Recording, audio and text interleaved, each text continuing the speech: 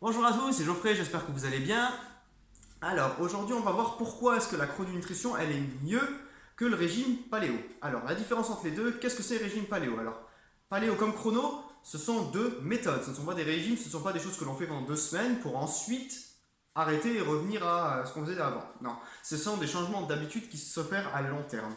Donc, un paléo, comme dit, un régime paléolithique, ça va être de consommer des aliments qui étaient présents dans l'époque paléolithique, qui était avant le néolithique. Donc, du coup, tout ce qui se trouvait avant l'agriculture. Donc, on va manger des produits animaux, des fruits, des légumes et peut-être quelques noix. Mais on ne va pas manger tout ce qui est pain, pâtes, raffiné, sucre, etc. Voilà, ça c'est le régime paléo. La ressemblance avec la chrono, c'est qu'en chrono, on mange de base énormément de produits qui étaient là dans le paléo et en agrément de produits qui sont là à notre époque avec le pain le matin, les féculents du midi, les fruits même très sucrés, des fois même du miel, alors que tout ça en paléo c'est pratiquement interdit. La différence aussi est que le paléo est une méthode. La chrononutrition est une méthode et le paléo est un concept. Ça veut dire que le paléo, on va pas vous donner des quantités à manger, on va pas vous donner on va pas vous donner ça va pas être aussi strict, si je peux dire, aussi cadré qu'une chrononutrition classique. Un régime paléo classique, ça va être simplement légumes, fruits, viande, poisson, œufs, et après on fait ce qu'on veut. Donc dans un régime paléo classique, on peut se retrouver à manger des œufs le soir et des fruits le matin. Ça va être paléo, même si c'est des fruits pas trop sucrés, mais ça peut être paléo. On va pas avoir de quantité à respecter sur les histoires d'huile, de végétal, d'animal, etc. Bien au contraire, alors en chrononutrition, c'est comme un régime paléo du coup, sauf qu'on va pas tout supprimer, on va mettre énormément un gros accent sur tout ce qui est produit animal de base.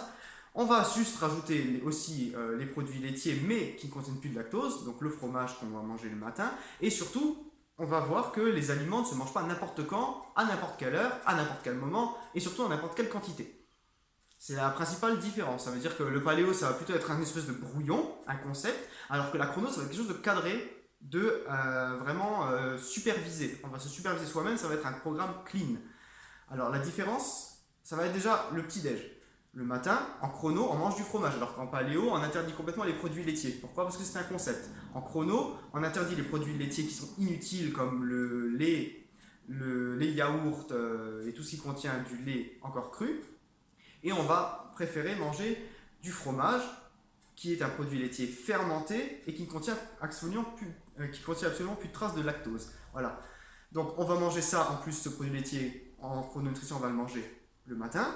En chrononutrition, on va manger la viande uniquement le midi. Si c'est de la viande rouge, on va la manger uniquement le midi et de temps en temps peut-être si c'est de la viande blanche le soir. On va faire une petite collation avec un goûter d'oléagineux et de fruits. On donne pas, en chrononutrition, on donne pas quel est si on peut manger des fruits pas sucrés, très peu sucrés, ça c'est pour les diabétiques. Mais sinon, une chrononutrition classique, on va autoriser tous les fruits. Et le soir, poisson, légumes. Voilà. Donc ceux qui connaissent déjà savent. Donc la différence entre les deux, c'est qu'un paléo, vous allez vraiment avoir un truc global à respecter. Et quand vous traînez sur YouTube, vous allez souvent avoir des recettes de régime paléo et vous allez voir tarte à la fraise paléo parce que la pâte, elle va être faite pas avec de la farine. Ou vous allez voir un milkshake coco choco paléo parce que le milkshake ne contient pas de sucre, ne contient pas de lait, contient du lait de coco ou du lait d'amande. Voilà, donc ça va être plutôt le régime paléo. La ressemblance, comme je l'ai dit avec la chrononutrition, c'est qu'en chrononutrition, on mange tout, mais on va vraiment mettre l'accent sur les produits animaux comme dans le paléo. Et on va réduire tous les produits sucrés, tous les produits qui contiennent tous les céréales et aussi on va les limiter énormément. Voilà. Donc ces deux méthodes qui fonctionnent très bien, qui ont à peu près le même fonctionnement, puisque dans les deux on consomme énormément de produits animaux. La différence, c'est que comme je l'ai dit, le paléo est un concept et la chrononutrition est quelque chose de beaucoup plus cadré. Voilà. Donc pourquoi est-ce que la chrononutrition est mieux que le paléo? Parce que avec la chrononutrition, ça vous offre pas mal, à condition d'être bien sûr très organisé, ça vous offre pas mal de choix, de diversité alimentaire. Alors qu'en paléo, vous avez aussi pas mal de choix, mais vous allez vraiment supprimer tout ce qui est céréales, tout ce qui est pâtes, riz, pain, patates, tout ça, ça va être supprimé. Après, bien sûr, j'en parle pas, les bonbons, tout ça, bon, ça, dans un mode de vie sain, de toute façon, on les enlève, les chips, tout ça. Mais dans le paléo, ça va vraiment être se nourrir comme des choses qu'on trouve dans la nature le plus proche possible. Alors qu'en chrononutrition, c'est un peu plus vaste au niveau de la diversité alimentaire. La chrononutrition, elle offre quand même beaucoup plus de variété. Après, une chrononutrition, comme dit, ça s'adapte. Ça, c'est une chrononutrition.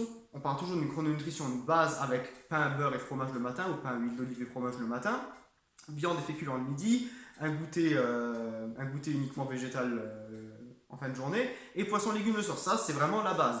Mais après, la base, elle doit s'adapter à vous.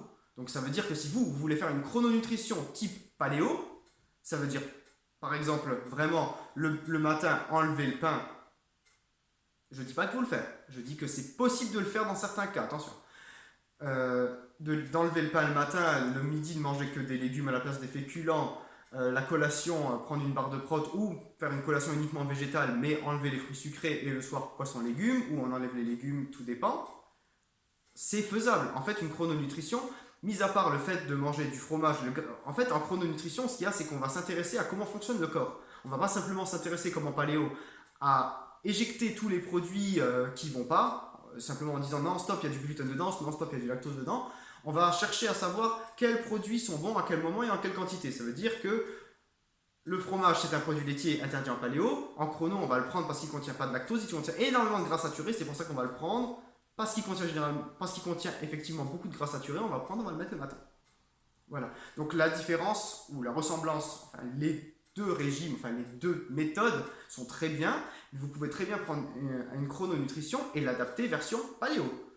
En fait, c'est ça qui est en soi la chrono, c'est quelque chose qui est fait pour s'adapter à vous. Contrairement à un régime paléo qui est juste là en brouillon pour enlever certains trucs et garder que l'essentiel, la chrono, si jamais un plan de chrononutrition classique par exemple vous donne le droit de manger des pommes cannelle miel, si vous êtes diabétique, vous n'allez pas manger du miel. C'est en ça que je veux dire. Alors que si vous êtes par exemple hypercholestérolémique et vous faites une diète paléo et que dans cette diète paléo vous mangez des œufs le soir, ça va être une catastrophe si vous faites de l'hypercholestérolémie. Alors qu'en chrono, on va bien prendre en compte le fait que vous faites de l'hypercholestérolémie et on va vous dire, attention, le fromage ça se mange le matin, le soir surtout pas d'œufs.